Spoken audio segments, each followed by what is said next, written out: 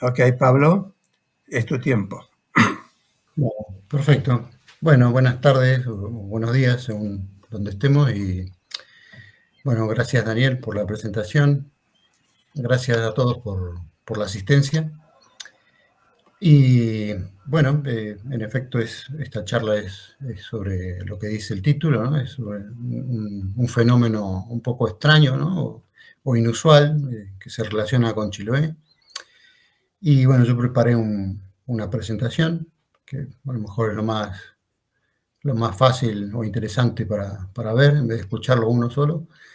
Así que si me permiten lo voy a compartir. ¿Ahí se Perdón, ve? yo les voy a pedir a todos los que están presentes que se muteen, o sea, que apaguen los micrófonos para que no haya ningún ruido. ¿Ahí se ve la pantalla completa? Sí, se ve perfecto, Pablo. Perfecto. Bueno, entonces empiezo. Bueno, esta charla, bueno, a mí me gusta dividir siempre las charlas y esta no es la excepción, ¿no? Así que la dividí en 5 partes que están acá, bueno, que se pueden ver. Y porque me parece que es la forma más acertada de poder comprender el fenómeno, ¿no? Lo primero que quiero aclarar antes de empezarla es una cosa que en general no se debe hacer, que es empezar con una negación. Y la negación es que no se trata de matronímicos, ¿sí? Esta charla. ¿Sí? Sí, los patronímicos, nosotros estamos acostumbrados a los patronímicos, ¿no? El Fernández que viene de Fernando, el Sánchez que viene de Sancho, etc. Hay un pequeño grupo de apellidos que se llaman matronímicos y que derivan del nombre de una madre, ¿no? De una mujer. Y son muy inusuales, digamos, son escasos en el mundo, pero existieron y bueno, todavía siguen existiendo, ¿no? Yo les presento, estos son algunos, si no los conocen, ¿no? Bueno, esto es en el checo, ¿no? De Mari, Marak, Maranek. Caterina en el ruso termina siendo Katerinin. Matt termina siendo Madison en inglés. Marie termina siendo Marion en francés. Y Ana, Anudotir en islandés. Y finalmente hay matronímicos también en español, son escasísimos, pero bueno, ahí hay 2 ejemplos, ¿no? Marines y Urraca. Entonces, vuelvo un poco hacia atrás. Esto no se trata de esto, no se trata de matronímicos. Se trata, o sea, se preguntarán de qué entonces, de una feminización morfológica de apellidos. ¿Sí? O sea, de apellidos que son apellidos de base, que son diferentes, que son afectados por un proceso de feminización. ¿Sí? Estamos ante otro tipo, otro fenómeno distinto. Y yo les preparé también algunos ejemplos para que se entienda, ¿no? Esto, por ejemplo, es en, bueno, Chequia, ¿no? República Checa hoy. Ahí, por ejemplo, del apellido Novak es Novakova, ¿no? Es el femenino. Novotny termina siendo Novotná. Tenemos en Polonia Kowalski, cuyo femenino es Kowalska. Kulczycki, que termina siendo Kulczycka. Tenemos en Eslovenia también casos, por ejemplo, Srekari, que termina siendo Smrekarica, o Tomšet, que termina siendo Tomšetka. Pues tenemos el mundo de habla alemana, o sea que, bueno, ahí en el mapa está indicado, bueno, las banderas indican Alemania, Austria, Suiza, Liechtenstein, Luxemburgo y Bélgica. Pero en el mapa yo pongo otras cosas, pongo Alsacia-Lorena en Francia, el Tirol en Italia, ¿no? El norte de Italia. Y pongo también, estoy marcando ahí en la parte de Polonia y la parte ocupada por Rusia también, porque eso antiguamente era Prusia del Este y Silesia. Y en todos estos lugares hay registros en alemán, y en alemán podemos encontrar este fenómeno que sí que era muy usual ahí, y que se hace de un Schneider, que es el apellido del hombre, una Schneiderin, ¿sí? Que puede ser una hija de alguien que se llame Schneider o una esposa de un Schneider. Y lo mismo, bueno, puse otro apellido más, Sorge, termina siendo Sorgin. Después tenemos Islandia, por ejemplo, Finlandia, perdón. En Finlandia también tenemos de Karhunen, Karhutar es el femenino, y de Pentinen, Pentiter es el femenino. Y, bueno, finalmente, las Islas Británicas, tenemos en Irlanda un nombre Donnell, y tenemos las dos formas, la masculina, que es O'Donnell, y Ni Domhnall, que es la femenina. Y si cruzamos el canal y llegamos a Escocia, tenemos el mismo nombre que es más conocido en nuestro mundo, que es Donald, y tenemos el masculino, que es MacDonald, y Nick Domhnall, que es menos conocido, pero que es el nombre feminizado, es el apellido feminizado. Entonces, llegamos al mundo hispánico. Y el mundo hispánico también tenía feminización de apellidos. Y de hecho hay algunos antecedentes que son muy antiguos, ¿sí? Los primeros son en el siglo XI, ¿sí? En la península ibérica. Y lo que es importante es que se trataba de una cosa que era no una regla sistemática, o sea, no era como en los otros países, sino era algo que podía existir o no, digamos. No era una cosa tan estructurada, tan fijamente estructurada. La verdad es que no hay mucha información de esto. Yo por lo menos no he encontrado, he buscado muchísimo, pero no hay mucha información escrita. O sea, sí hay un trabajo que seguramente todos conocen, que es Génesis y origen del apellido en España, de don Jaime de Salazar y Hacha, del año 91, y él textualmente dice esto, ¿no? En relación a la feminización de apellido. Dice, rara vez estas inscripciones feminizadas de apellidos llegan al siglo XVIII, dice, pero pervivieron en el lenguaje popular del medio rural. Y esto es prácticamente todo lo que hay de esta temática. O sea que, bueno, a mí personalmente me pareció una cosa muy curiosa que hubiera tan poco, ¿no? Y a lo mejor también por eso me estimulé a escribir de esto.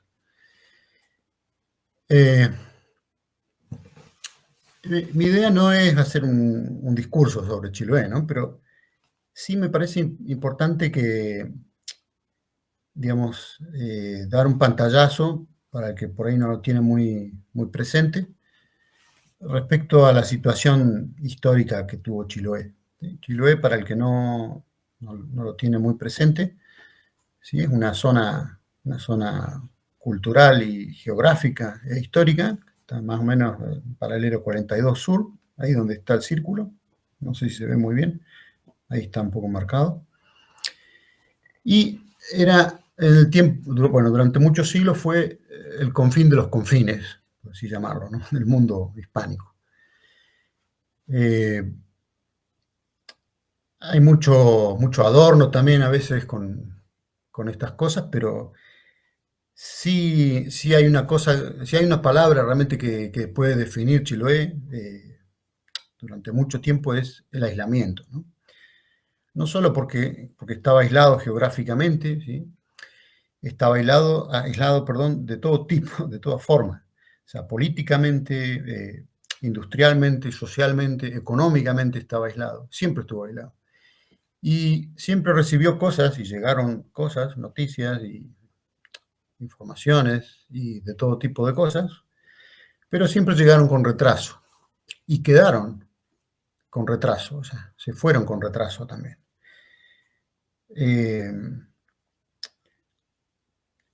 ¿Por qué lo menciono esto, digamos? Porque en un lugar así, digamos, uno esperaría que pueda encontrar algunas cosas que a lo mejor en otro lado desaparecieron.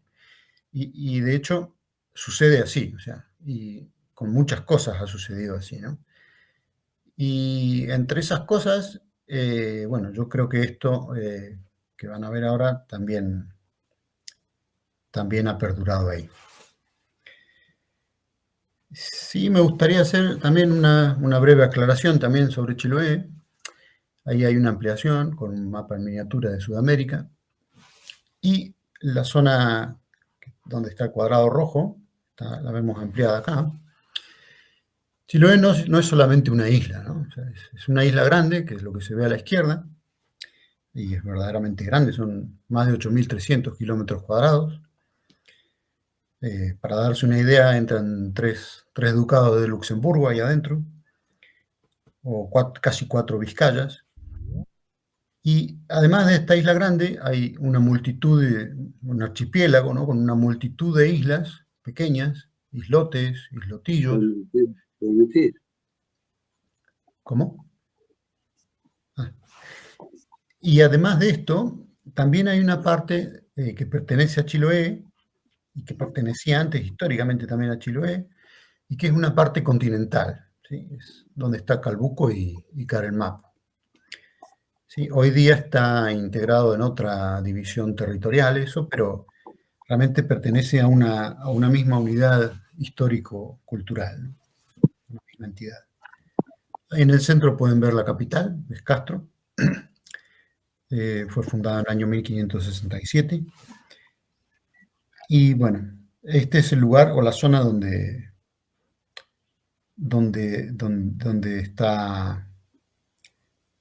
se desarrolla esta investigación. En cuanto a los hallazgos, bueno, este es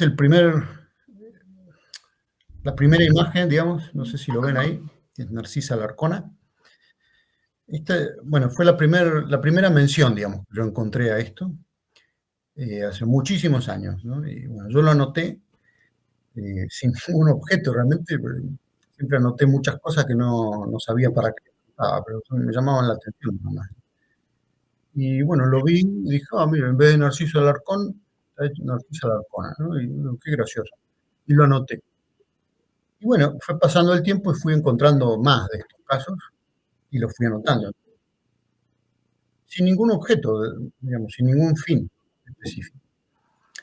Y bueno, este año, 2025, bueno, me encontré estas notas y las revisé y se me ocurrió, bueno, profundizar un poco en el tema y, bueno, miré otra vez muchos libros parroquiales y encontré que había varios casos de estos, ¿no? Y esto fue lo que generó una pequeña investigación, ¿no? La documentación parroquial en este sentido es inequívoca, ¿sí? O sea, yo les presento algunos hallazgos, ¿sí? Para mostrarles de qué se trata, ¿sí? Ahí, no sé si lo pueden leer bien, pero ahí dice Isidora Chacón, ¿no? Y la misma señora aparece después como Isidora Chacona. ¿Sí? Pues, tenemos, por ejemplo, Juana Coronel, que aparece en otro momento como María Coronela. Lo interesante de este proceso, de este fenómeno, es que no afectó solamente apellidos hispánicos, también afectó apellidos de étimo indígena, ¿no? Entonces, por ejemplo, aparecen una Andrea Chupín, ¿sí? Y la misma persona aparece después, o antes, no me acuerdo ahora, pero como Andrea Chupina, ¿sí? Acá tienen otro ejemplo más, Juana Rosa Quetón, que también aparece como María Rosa Quetona, ¿sí? Quetona es un apellido indígena. Entonces, bueno, hay 43 casos, no lo vamos a ver todos, no es la idea, pero lo que interesa, bueno, o a mí me interesó, era hacer un análisis en base a todos estos hallazgos, ¿no? Y entonces, bueno, realicé algunos gráficos, pequeña base de datos, y uno de los resultados es este, ¿no? Un gráfico. Este gráfico indica la aparición, digamos, de estos casos en función del tiempo, ¿sí? Discriminado en si se trata de apellidos indígenas o apellidos hispánicos. Bueno, este gráfico indica muchísimas cosas, ¿no? O sea, Por empezar, indica que hay casos en el siglo XVIII, que es donde cabría esperarlo esto, ¿no? Pero, curiosamente, aparecen muchos casos también en el siglo XIX, ¿sí? Incluso hasta el año 1900, que es una verdadera rareza, o sea, idiomática, pero digamos, los apellidos hispánicos tienen una cierta regularidad, a lo mejor están más espaciados entre sí, y los apellidos indígenas están más densamente, sobre todo en el siglo XIX, están más densamente agrupados, ¿no? Y en especial hay una curva grande, un pico, digamos, de estos casos entre 1830 y 1880. De hecho, hay tres puntos que son, bueno, los más de mayor casuística, ¿no? Que son 1832, 1860 y 1882. También es significativo que, por ejemplo, hay casi la misma cantidad de casos de apellidos hispánicos y de apellidos indígenas. ¿Sí? Pues hay un gráfico donde yo uní todo esto, ¿no? Que es el siguiente. Y lo que es interesante, o sea, es que no se trata de casos aislados, o sea, digamos, es una práctica que es arcaizante, ¿sí? Es residual, sin embargo, era una cosa que sucedía, o sea, y que además se puede demostrar. Eso es lo interesante. Y además persiste en el tiempo. Seguramente, o sea, lo más destacable de todo es la presencia de estos casos en el siglo XIX. O sea, eso es muy inusual. Después, bueno, yo hice, en la base esta de datos, puse varias cosas asociadas a los fenómenos, ¿no? O sea, a la mención, digamos, de la feminización. Por ejemplo, intenté ver si había alguna relación en función del lugar geográfico. O sea, mi idea era, digo, bueno, a lo mejor todos ocurren en una misma zona, entonces está influenciada esa zona por esa práctica. Bueno, no. O sea, había casos en Keilen, en Chonchi, en Yutui, en Curaco, en Achao, en Tenaún, en Calbuco, en Chalín, en todos lados. O sea, no tenía nada que ver, no había un patrón. Entonces después dije, por ejemplo, bueno, a lo mejor los escribas tienen algo que ver, ¿no? Entonces hay un grupo de escribas o algún tipo de escribas que se caracterizan por esa práctica, ¿no? Y no, tampoco. Había, digamos, párrocos que tenían un evidente vínculo genealógico con Chiloé, ¿no? A través de sus apellidos. Bueno, muchos de ellos los conozco, o sea, es decir, sé quiénes son, ¿no? Quiénes eran, ya fallecieron, pero... Y otros que no, otros que eran italianos, otros que eran alemanes, que eran españoles, otros venían del Chile continental, o sea, no tenía nada que ver. Entonces, tampoco hay un patrón en ese sentido. Y esto quiere decir que el escriba, el párroco, digamos, estaba copiando, estaba anotando lo que escuchaba, lo que le contaban, lo que le decían, ¿no? Y ese es el valor que tiene, y más adelante voy a volver a esto. Numéricamente no hay una cantidad, digamos, apabullante de casos, ¿no? Son más, yo ya les he dicho, 43 casos, ¿no? Pero el fenómeno existe, ¿sí? No afecta a las generaciones, o sea, no es que se hereda de generación en generación, pero es un cambio que es morfológico en el apellido, ¿no? Bueno, entonces, en base a estos elementos, yo llegué a algunas reflexiones, ¿no? La primera de todas es que para mí, digamos, resulta muy, muy plausible pensar que estos apellidos registrados, como ya lo dije antes, fueron la forma en que el escriba, el párroco, los registraba por lo que se llama la oralidad registrada, ¿no? Es la forma en que ellos escuchaban y anotaban. Y hay una cosa muy interesante, porque en los registros civiles no aparece ninguna de estas menciones. Son todas registros parroquiales. Entonces, esto también indica que hay una influencia más relativa, digamos, del registro civil, en Chiloé por lo menos, que de la parroquia, ¿no? De los registros parroquiales. Esto es una tesis que incluso yo ya la ya la he podido sustentar, digamos, por ejemplo, con el uso del doble apellido, o sea, en otro trabajo, ¿no? O sea, ya está registrado esto. Después, la segunda de las reflexiones es que hay una regularidad en la aparición de esto, ¿no? Y lo que está hablando, es lo que yo decía antes, es que si bien el número no es elevadamente alto, hay un arraigo en la población. O sea, se trata de una práctica que se usaba. ¿Sí? La tercera de las reflexiones mías es que hay una adaptación activa del indígena al sistema lingüístico español, ¿no? O sea, al margen de que sea arcaizante, pero digamos, el indígena lo que hacía era aplicaba la lógica del género gramatical español a la antroponimia indígena.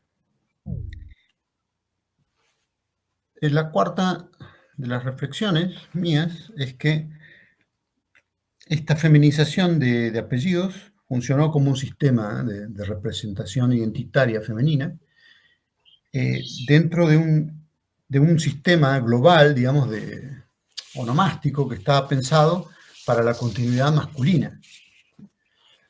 O sea, no fue solamente una variación morfológica o de accidente gráfico, sino una práctica para visibilizar la permanencia del género dentro de un sistema de registro que en teoría era oficial. O sea, ¿no?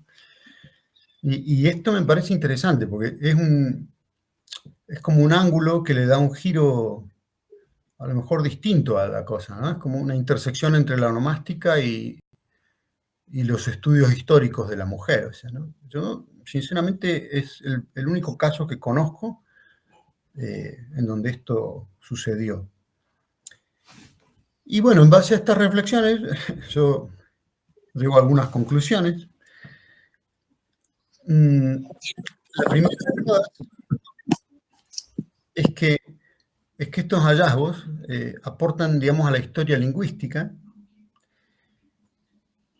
y a los estudios sobre la mujer, pero tienen un valor también evidente para la genealogía como disciplina. O sea,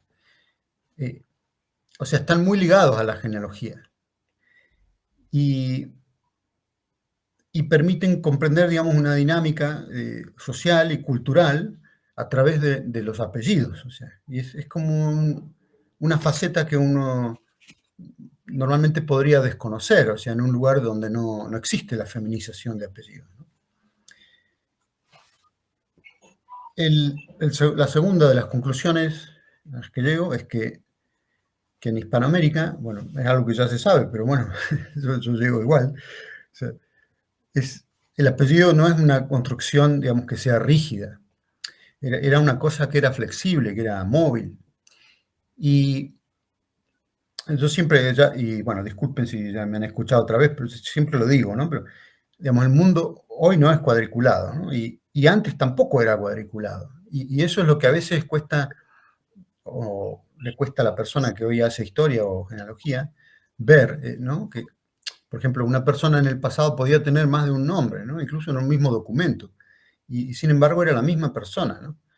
Y el tema de la feminización es otro ejemplo más, digamos, de esa característica, digamos, endeble de la vida, ¿no? De la forma de ver las cosas. O sea, había una libertad que hoy es muy difícil de entender para nosotros, porque justamente estamos inmersos en un sistema que es mucho más rígido y que tiene que ver con la tercera de las conclusiones, y que tiene que ver mucho con el registro civil. Los registros civiles, históricamente, lo que han hecho es rigidizar, homogeneizar, digamos, las cosas, ¿no? Por una cuestión de orden administrativo, ¿no? Y un criterio de racionalización estatal,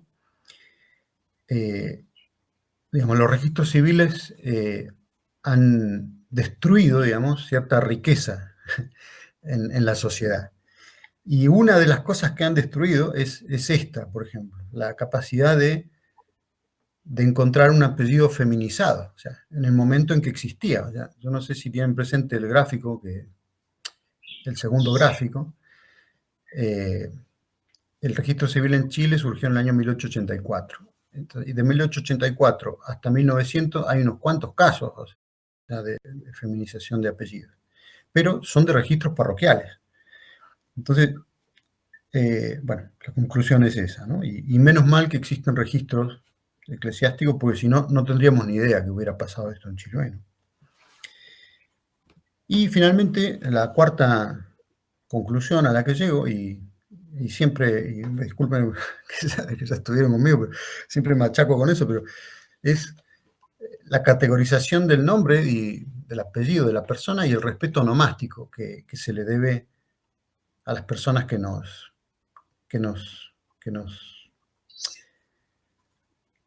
de donde provenimos, digamos, ¿no? O sea, del pasado. Y me refiero específicamente a que cuando uno encuentra un caso como este, o casos como estos de feminización, la persona debe ser llamada como aparece en el documento, ¿sí? Y, digamos, en términos generales, a mí me parece que lo que hace es enriquecer, digamos, la historia del nombre, este fenómeno.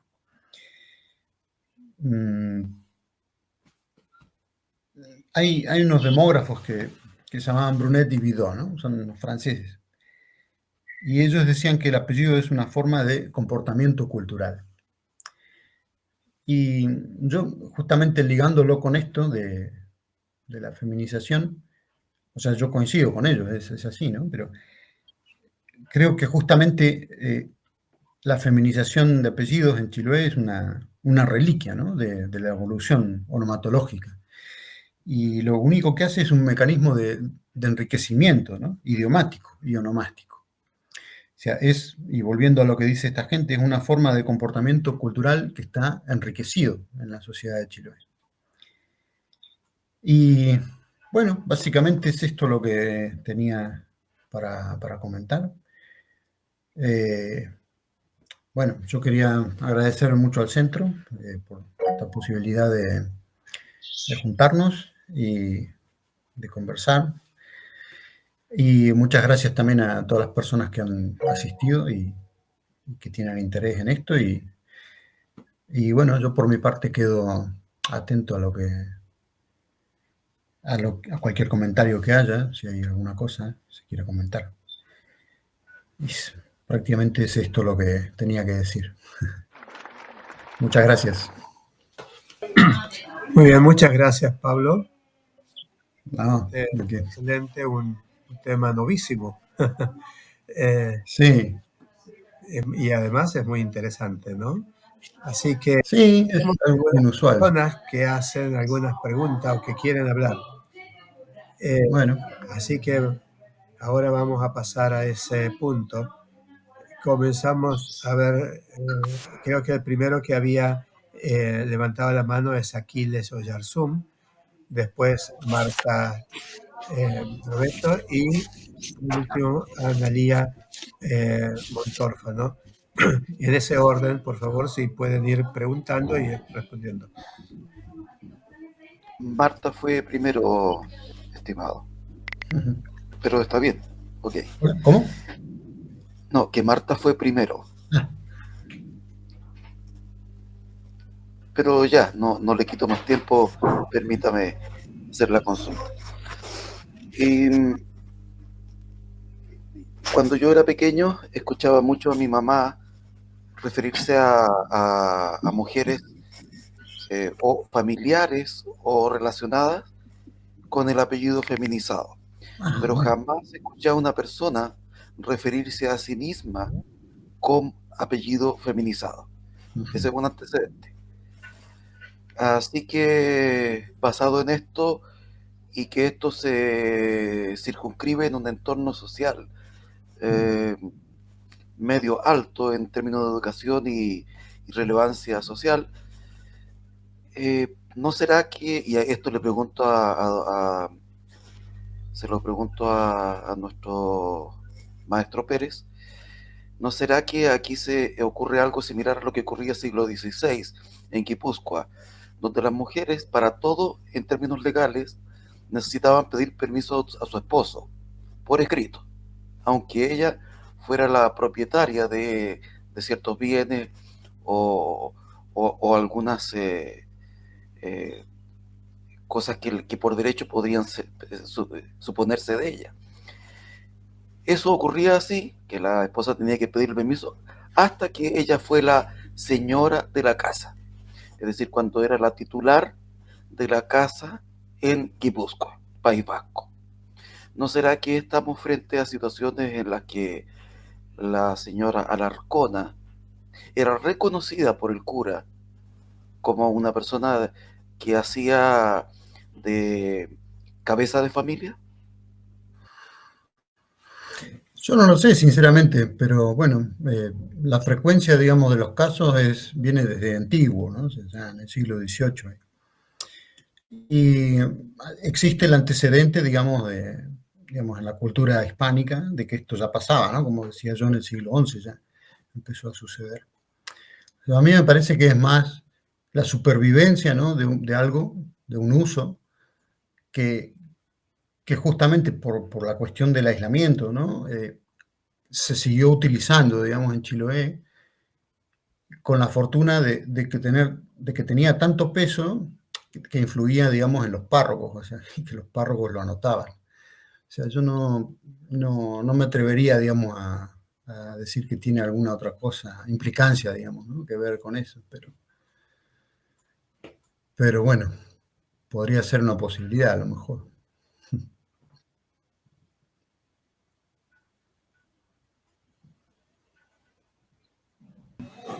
Marta.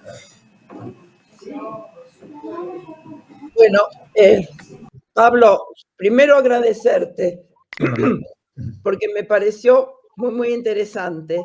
Bueno, gracias. Está ayudando muchísimo para mi investigación sobre el cacique Pincén, porque cambió varias veces de nombre. Entonces, lo he podido encontrar en censos con distinto nombre, pero es interesante. Hablas de los cambios a través del tiempo, y el problema grave es que a veces, si uno no conoce la historia por algún taller de historia oral o por lo que fuere, esas cosas las va perdiendo, no hay otra forma de encontrarlas, ¿no? De saber cómo pueden pertenecer a la misma persona. Pero bueno, más que nada eso, agradecerte porque me sirve muchísimo todo lo que has preparado para mi investigación. Muchas gracias. No, gracias. Sí, y a propósito de eso, Marta, que usted dice, yo tengo, por ejemplo, consignados casos de una misma persona, o sea, que tenía 4, 5, 6 nombres distintos, ¿no? En función de la época y de la persona y a lo mejor del momento con el que estaban, ¿no? Utilizaban un nombre o se hacían llamar por otro nombre. Y eso es lo interesante, que, o sea, hay que captarlo, esa variabilidad, y darse cuenta de que antes era así. O sea, nosotros tenemos en la cabeza de que, claro, uno se llama como se llama, se llama, pero antes no era así. Ese es el tema. Muchas gracias. No, usted. Claro, a veces es difícil poder pensar cómo pensaban en aquella época, ¿no? Claro. Sí, Analía. Hola Pablo, ¿qué tal? Muy buena la explicación, porque es algo que no se conoce mucho, entonces está bueno difundirlo. Con respecto a una acotación, cuando hablaste de los países, en Italia también hay esto, porque yo tengo Montórfano y Montórfana, y Montórfani, también, que implicaba el apellido de la familia. Pero existen varias Montórfana en mi árbol. Y otra cosa, en cuanto al cambio de nombres, también yo tengo, que era un poco la época antes colonial acá, en Entre Ríos, tengo una ancestra que aparece como Eulalia o como Hilaria, porque suena parecido y en los registros no lo corregían. Quedaba así. Entonces al principio yo decía, ¿será la misma? Y después, viendo varias partidas, sí, pasa. Claro. Bueno, eso, gracias por tu aporte. No, gracias por ustedes. Sí, Claudia. Espera, ahí el micrófono. Yo quería preguntarle a Pablo, porque hay una cosa que no me quedó clara. El tema de la feminización del apellido, ¿iba ligado en la partida parroquial, iba ligado al sexo del niño nacido o era independiente? No te entiendo muy bien, a ver cómo... la señora Chacón, el registro ese que tienes, que era, supongo que se refería a un bautismo de un hijo, ¿no? No me acuerdo. O sea, hay de todos tipos. Hay en bautizos, hay en matrimonios, también hay en defunciones. O sea, ¿pero el hijo no llevaba ese apellido o sí? ¿Cómo? ¿El hijo llevaba ese apellido? ¿Era Chacón o Chacona? O sea, no seguía el mismo... Al nacer. El hijo también Chacona. Sí, bueno, ahora mismo no tengo presente cuál caso, pero hay en los tres casos, digamos, hay los tres tipos de registros vitales tenían casos, digamos, de apellidos feminizados. Algunos que eran hijos pequeños. Que era como aleatorio, ¿no? Sería sí, entonces. No había un patrón, era un uso, era el uso que había. O sea, no es como el matronímico, ¿no? Que, o sea, si la hija... O sea, en eso también hay una diferencia. Sí, no era etimológico, o sea, no estaba asociado, digamos, no es que, por ejemplo, a ver, bueno, ahora no se me ocurre ninguno, pero, por ejemplo, no es que la madre era Catarina, entonces, no, porque claro, no coincide. Bueno, no es que tomaba el nombre de la madre, o sea, o el apellido de la madre, o sea, ¿sí? Cualquier persona de cualquier edad podía ser nombrada, digamos, con su apellido feminizado, ¿sí? Vale. Dentro de los casos que había, ¿no? E incluso esa misma persona, en diferentes acontecimientos en el que interviene un registro, podía tener un apellido, o sea, Chacón o Chacona. Claro, sí, por eso yo los que mostré eran una misma persona que tenían una vez el apellido normal, entre comillas, ¿no? O sea, el apellido neutro, o bueno, masculino, y el otro que es el feminizado, o sea, que es la rareza. Pero eran mujeres, me parece que Claudia pregunta, claro, en el caso mujeres. Que tenga un hijo, ¿no? No, por eso no se heredaba. Por eso, no es que se no heredaba ese apellido. Claro. No, sí, de hecho... Hay un solo caso, encontré un solo caso que no lo mencioné, pero bueno, ya está bien, lo comentamos si quieren, que es un hombre que se llamaba Francisco Agüera, y el apellido es Agüero. Y es un caso muy raro, o sea, porque, bueno, yo no encontré mucho más de él, por eso tampoco ahondé mucho, pero podría llegar a ser, por ejemplo, que haya sido un hijo natural de alguien que sea güero. Entonces, sí, eso sería, digamos, etimológico, o sea, ¿no? Pero sería una feminización etimológica. Claro. Pero esta es morfológica, esta afecta a otro tipo de apellidos, o sea que no son matronímicos, por eso decía. Por ejemplo, lo que pasa es que no afecta a todos los apellidos. ¿Por qué? Porque así como en nuestro idioma hay algunas cosas que son malsonantes, o sea, porque uno no dice, por ejemplo, un artista o un poeta o un astronauta, ¿no? Hay cosas que no se pueden feminizar, hay cosas que no se pueden masculinizar, porque son así, porque el idioma es así. Entonces hay algunos apellidos que tampoco se pueden, por ejemplo, Soto o Toro, claro, uno no puede decir que una señora es María Tora o Sota, porque queda mal. Entonces, ese tipo de apellidos no se afectaban, digamos, a este fenómeno. Tiene que ver con cómo sonaban, no sé, la sociedad misma determinaba qué tipo de apellidos se podían feminizar y cuáles no. O sea, son reglas que no están escritas, son reglas tácitas, ¿no?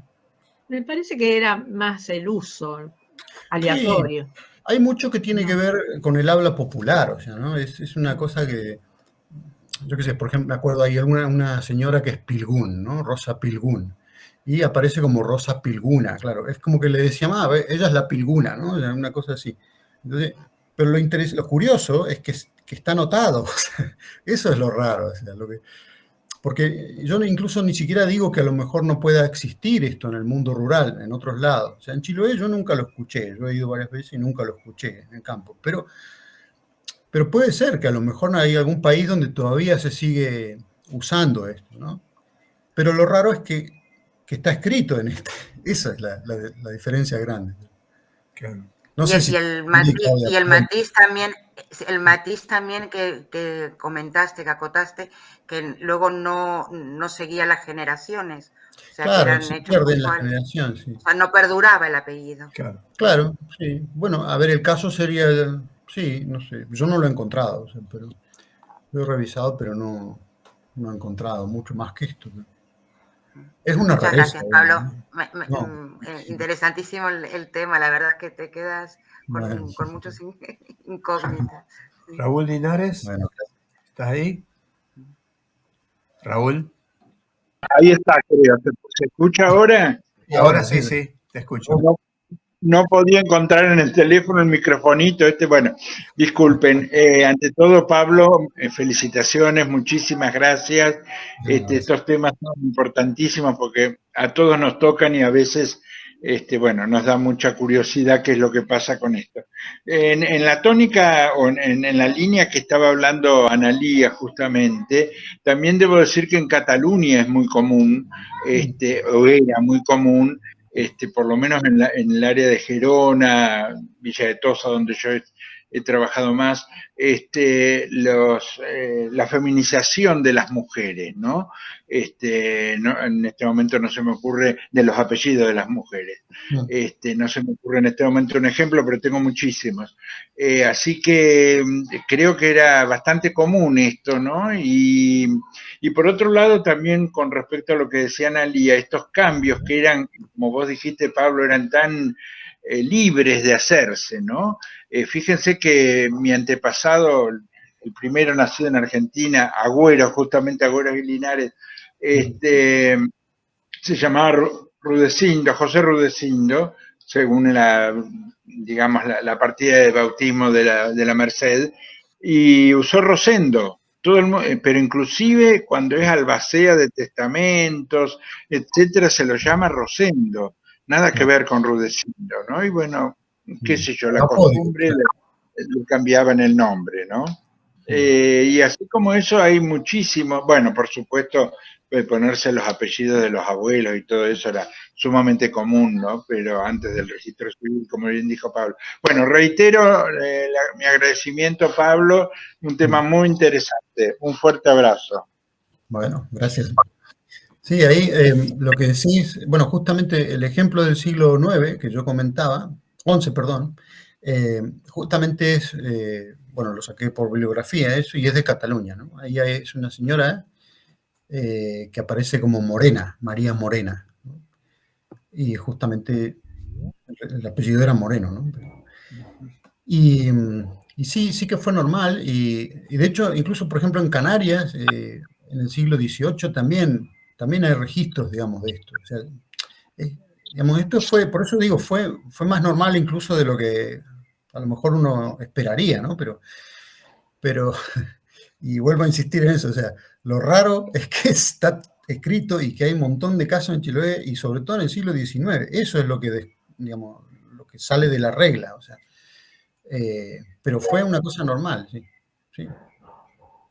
Muy bien. Gracias, Pablo. Marcelo Gersani Oviedo, tu tiempo. ¿Qué tal? Buen día, ¿cómo están? ¿Qué tal, Marcelo? Hola. Ingresé un poco tarde a la charla, así que quizás lo que comente ya lo dijiste, pero en consonancia con lo que dijo Aquiles, siempre que tuve algún ejemplo sobre esto, lo vinculé con los sectores sociales subalternos, con los sectores bajos. Nadie en Catamarca diría la Navarra por una Navarro, que sería de las primeras familias, ¿no? Me parece que hasta un tono despectivo en ese trato, y a veces no entiendo cuando vos dices que a la persona hay que nombrarla como aparece, porque por ejemplo Isidora Chacona aparece Chacón, y el apellido es Chacón. No, salvo que vos puedas probar con documentación 2 o 3 generaciones que hayan usado Chacona, es más una mención. Bueno, me voy a Juana la Beltraneja, ¿no? En el sentido más despectivo, como hijo de Beltrán. Pero que no sería apellido. Pero aquí, por ejemplo, en Catamarca, yo sigo una familia Astudillo, endonados, siempre endonados, se casa con una señora, doña Josefa Córdoba, muy endonados, y ella era nombrada Pepa. Entonces, obviamente, tenés que conocer quién es para saber que doña Pepa aparece así en los censos cuando se casa, no cuando nace, ahí sabemos que es Josefa, ¿no? Entonces, Josefa, lo que quiero ¿no? decir que en el trato social la gente conocía perfectamente, pero estoy casi seguro que jamás, ni en Chiloé, ni en ninguna parte del mundo, un apellido, digamos, de familias que son conocidas en la sociedad se la nombraría de esa manera. ¿Vos podés decir eso más o menos? Mira, decir dos cosas. Primero, Que dijo ese tono de que son las tal, pero ella, aparte, vos siempre mencionas, y eso lo anoté acá, que hay que mencionar a la gente, pero Isidora Chacona, yo no sé cómo se mencionaba ella, porque no habría una firma de ella, porque no habría... Ese tema es complejo a la hora de definir la identidad, y si era tan común, pero eso yo tendría más cuidado a la hora de decir, pero porque estoy casi seguro que es en tono despectivo siempre. no, yo no lo creo. Es una hipótesis. Yo no creo que haya sido un tono despectivo, para nada. Me parece que era un uso usual, digamos, que era algo que tenía arraigo, digamos, y que no involucraba. Pero en familias endonadas del siglo XVIII no creo que lo hayan usado en femenino. No lo sé, yo no lo encontré, Marcelo, pero a lo que yo me refería con anotar lo que uno encuentra, es anotar esas dos cosas. Si uno encuentra a Isidora Chacón y a Isidora Chacona, esa persona tiene que llevar los dos nombres, o sea, uno tiene que registrar las dos cosas, a eso me refiero. No digo que tenga que reemplazar y ser Isidora Chacona, porque uno lo encontró una vez como Isidora Chacona. O sea, digo que es importante rescatar esa variación. Era mencionada así. Porque es una feminización que afecta a la persona, a eso me refiero. Pero no lo pienso como un apellido. Bueno, pero ahora que te escucho lo voy a pensar. No lo pienso como un apellido, sino como la mención. Claro. Porque no se Bueno, habría que ver. Si yo te digo la pereza a vos, y no sé, sería porque yo te nombraba así, o sea, porque alguien ha nombrado a Isidora de esa forma, pero las familias no se identifican con eso. A eso voy. Y está bien, vamos a mencionar a la gente como se las menciona, obviamente, porque de Isidora no tenemos una firma, no tenemos un documento donde ella... Bueno, supongamos que no, capaz que hay. Pero bueno, Marcelo, es un pensamiento. No sé bien lo que... Marcelo, yo creo que tal vez esto se da porque es una congregación muy pequeña, puesto que es nada más que en la isla Chiloé. No se ve en otros lugares. Pablo no ha mencionado que esta novedad esté en otros pueblos, pero sí en los pueblos de la isla. Y además los que lo escriben son los sacerdotes. Es decir, no creo que ellos lo pongan como una discriminación, ¿no? No sé. Hay que ver mucho. Quiero acotar. Sí. Pablo, Marcelo que dice las Beltranejas, ahí es, seguramente el apellido registrado de ellas no era Beltraneja, era como las llamaban despectivamente, pero estos son, los que cita Pablo, son apellidos registrados, anotados en su bautismo.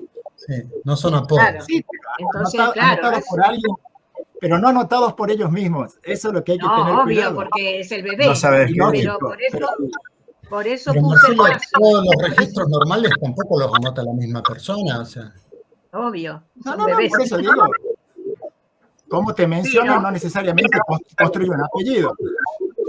Pero por eso sí que el de Italia, que él había citado varios países donde ocurría esto, en Montórfana estaba anotado, después como no se usan los dobles apellidos, alguien tiene un micrófono que hace ruido, como no se usan los dobles apellidos en Italia, no sabemos si los descendientes usaron el Montórfana, pero el bautismo se la anotó así, eso yo lo vi mucho en Italia, no sé qué pasa con el micrófono, mío no es.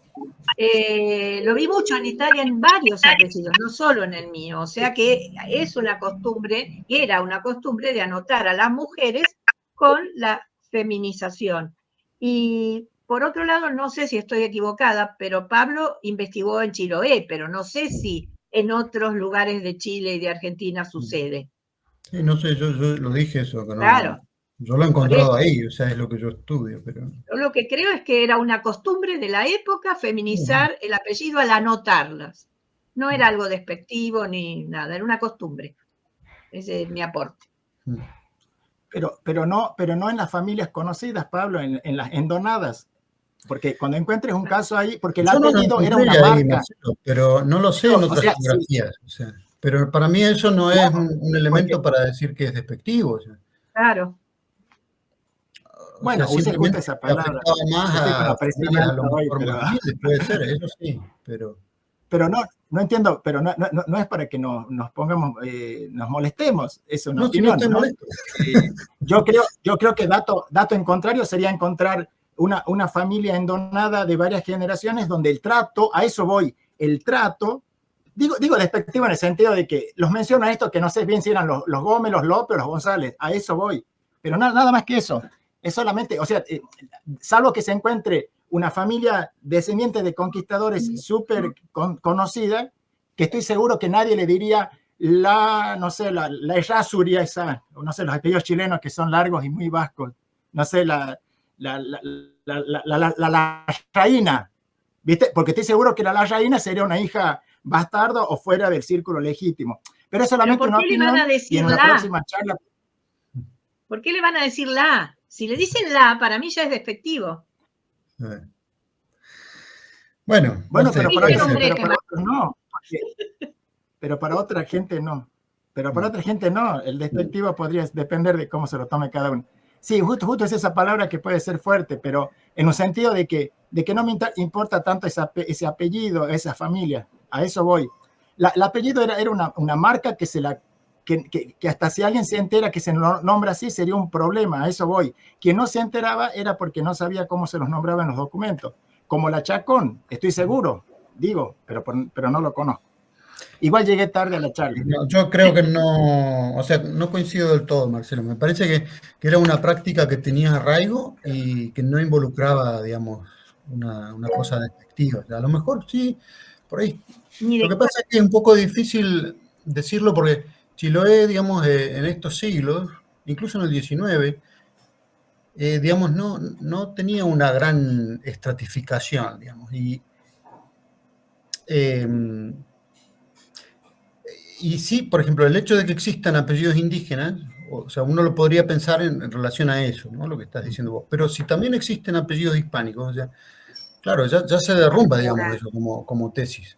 Y además, mira, voy a contar algunos ejemplos que también, bueno, no los dije, pero que son interesantes porque, por ejemplo, el apellido, normalmente la feminización de apellidos no afecta los patronímicos. Por ejemplo, una mujer Fernández no se dice Fernandesa, porque claro, suena malísimo, ¿no? Pero bueno, en Chiloé, por ejemplo, uno de los casos que yo encontré es Muñoza, ¿sí? Una señora que era Muñoza.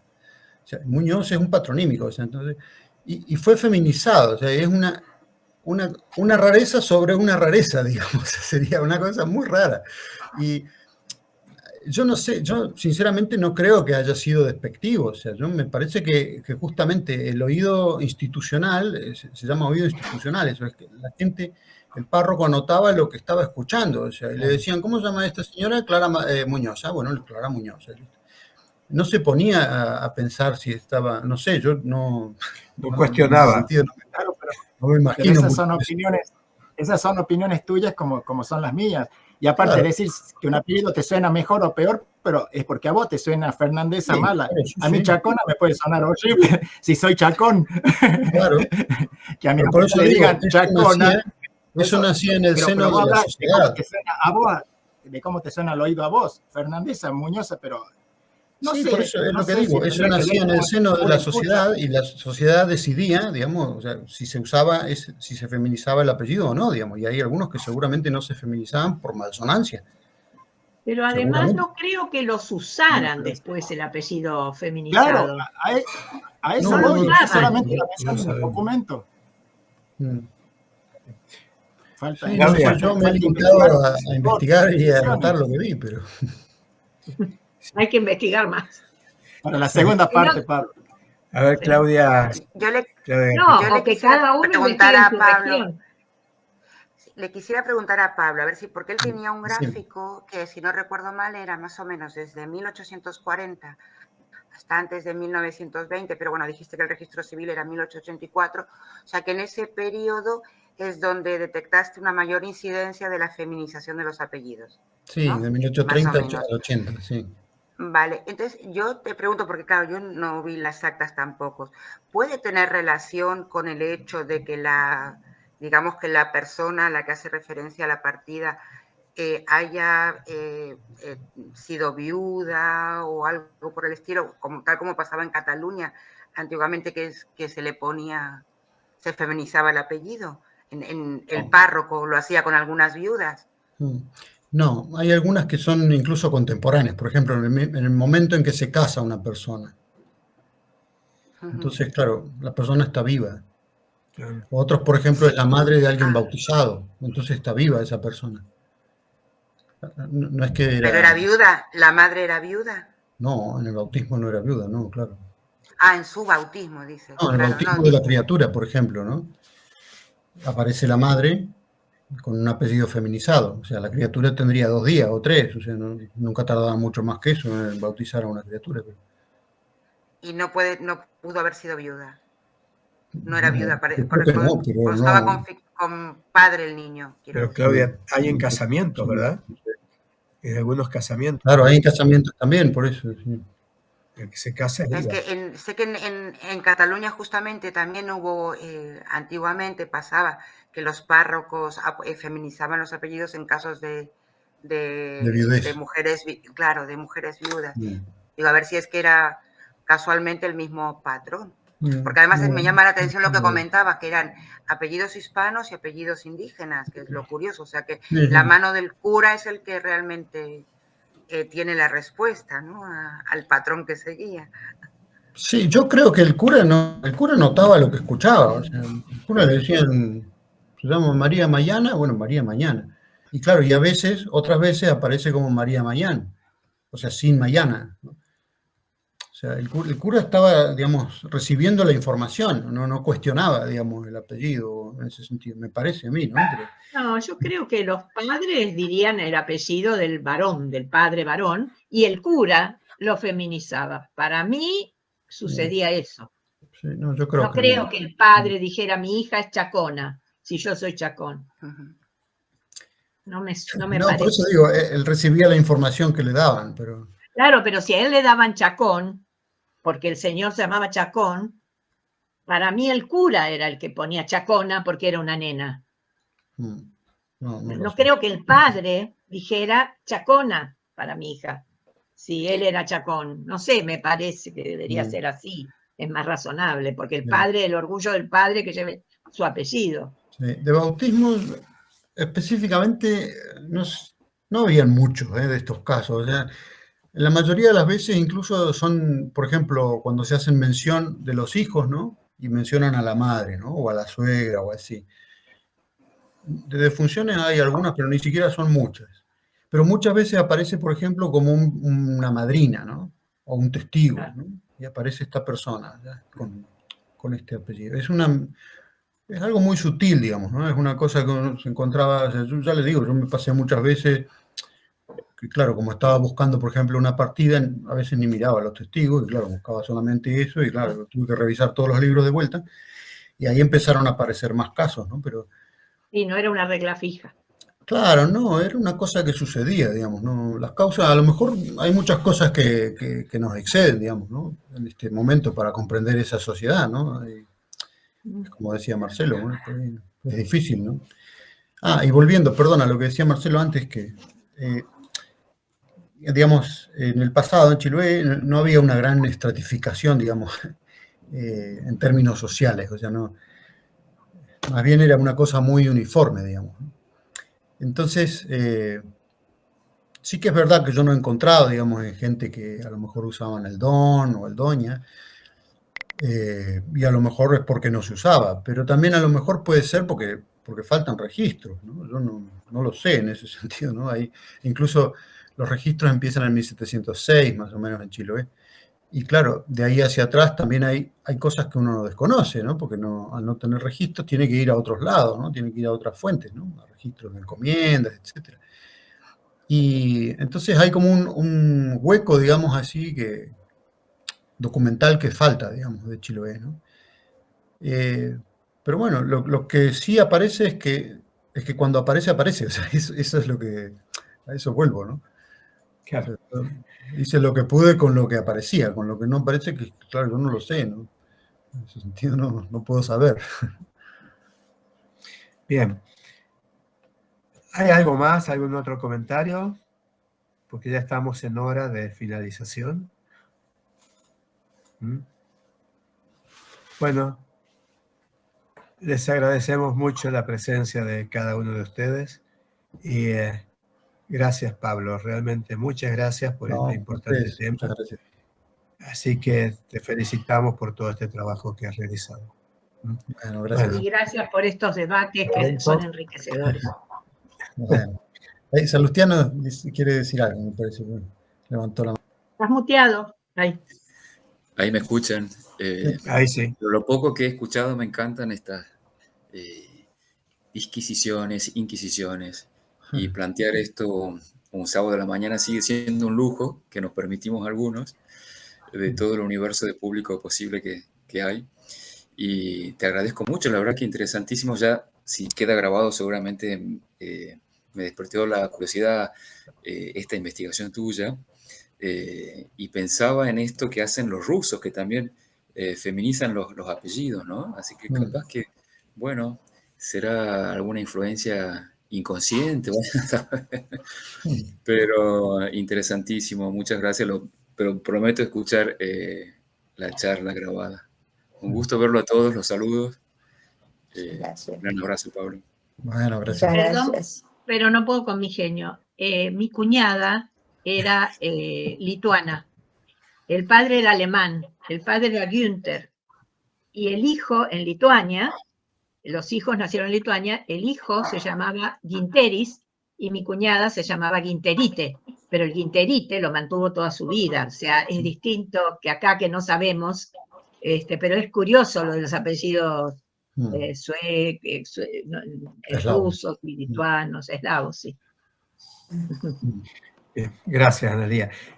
Muy bien. Muchas gracias a todos. Hasta pronto. Bueno, gracias. Gracias. Gracias.